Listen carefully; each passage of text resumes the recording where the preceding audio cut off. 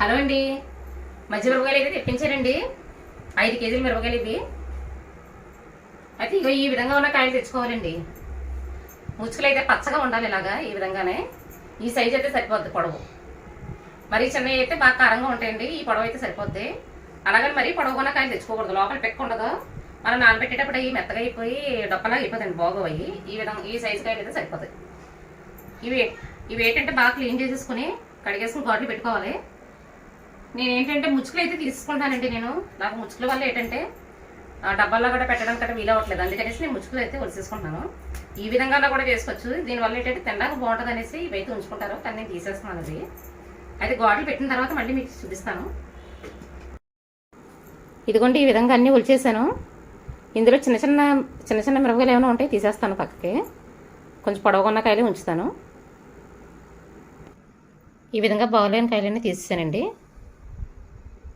ఇవైతే చాలా ఫ్రెష్గా ఉన్నాయి. ఈ విధంగా ఉన్న కాయలు తెచ్చుకోండి, ఇవైతే చాలా బాగుంటాయి.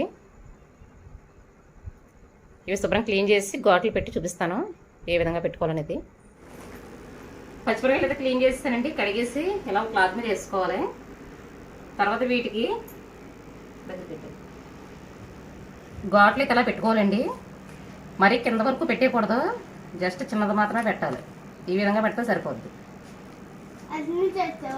మరీ ఎక్కువగా కింద వరకు అంటే మొత్తం ఇలాగా చీరిగిపోయి విడిపోద్దండి. మధ్యలో చిన్న ఘాటు పెట్టుకుంటే సరిపోద్ది. ఇలాగా అంతే అండి.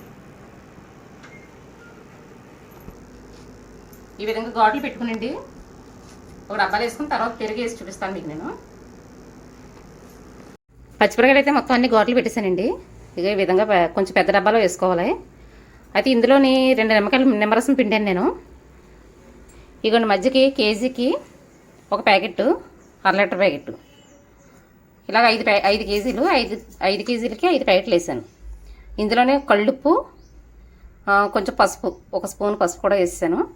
ఇవి అందరూ వేసుకుని కలిపేసుకోవడమేనండి. కలిపేసుకుని 3 రోజులు అయితే ఊరబెట్టుకోవాలి. 3వ రోజుని అప్పుడు మజ్జిగ వాడదీసి ఎండబెట్టాలి. ఇదిగోండి, ఇలాగైతే పైకి కిందకి ఒకసారి కుదపాలి. కుదిపిన తర్వాత పెరిగి ఇప్పుడు కూడా చక్కగా ఉంటేనే బాగుంటుందండి. అంతేనండి, 3 రోజులు మూత పెట్టేసుకోవడమే పక్కన పెట్టుకుని.